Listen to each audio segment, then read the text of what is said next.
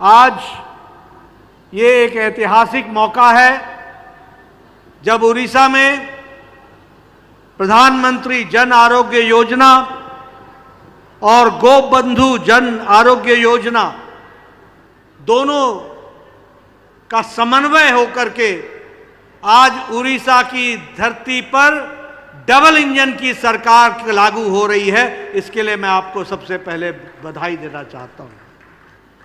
आपको याद होगा चुनाव में हम लोगों ने वायदा किया था कि हम आपको आयुष्मान भारत का प्रधानमंत्री जन आरोग्य योजना उसको लागू करेंगे। और आपको जानकर के खुशी होगी कि बहुत ही छोटी अवधि में मोहन चरण मांझी जी ने और मुकेश महालिंगा जी ने और उनकी टीम ने आज उड़ीसा की धरती पर प्रधानमंत्री जन आरोग्य योजना को लागू कर दिया है।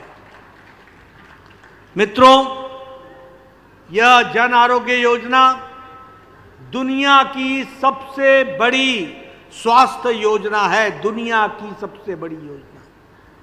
और एक बात याद रखिएगा, ये इंश्योरेंस योजना नहीं है, ये एश्योरेंस योजना है।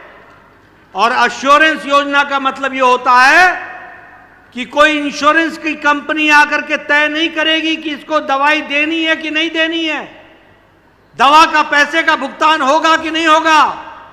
इसको तय देश के 30,000 हॉस्पिटल के डॉक्टर करेंगे और जिसको तय कर देंगे उसका मुफ्त इलाज करने का काम भारत सरकार करेगी। यह हमको ध्यान में रखना चाहिए।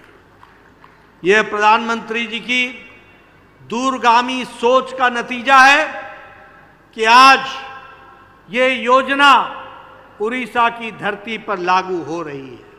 उड़ीसा के लोगों के लिए विशेष खबर, आपके बहुत से लोग मुंबई में जाकर के काम करते हैं, आपके बहुत से लोग मद्रास में, तमिलनाडु में, चेन्नई में जाके काम करते हैं, बंगलुरु में काम करते हैं, केरल में काम करते हैं, दिल्ली में रहते हैं।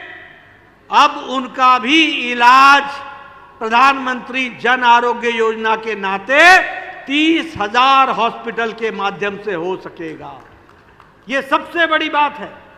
गोपबंधु जन आरोग्य योजना में इलाज सिर्फ उड़ीसा की धरती पर हो रहा था, अब आपका इलाज देश के किसी भी कोने में आप चले जाएंगे, आपका इलाज हो जाएगा। इस बात की व्यवस्था की गई है।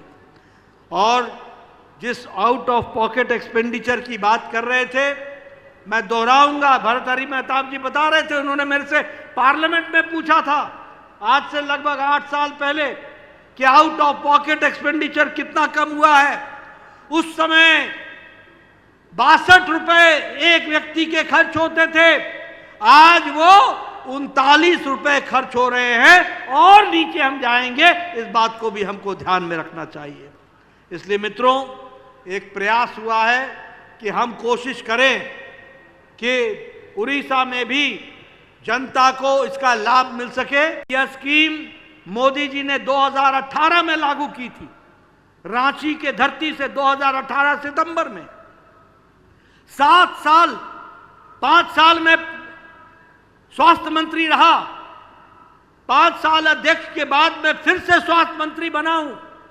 मैं 7 साल से बीजू बाबू को बोलता रहा कि आप जन आरोग्य योजना को लागू करो। ये जुएल राव जी बैठे, इनको मैं बोलता रहा कि आप जरा नवीन बाबू को समझाओ।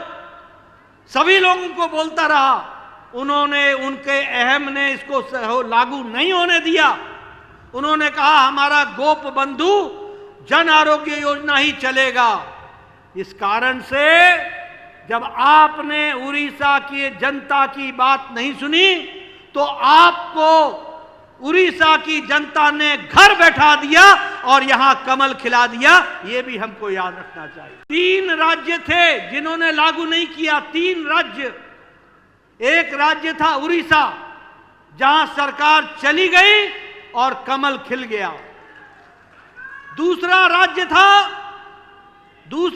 था दिल्ली, मैं बोलता रहा केजरीवाल को लागू कर दो, लागू कर दो, लागू कर दो, लेकिन उसकी नाक इतनी लंबी है जो दिल्ली की जनता के बीच में आड़े आ गई, उसने लागू नहीं होने दिया।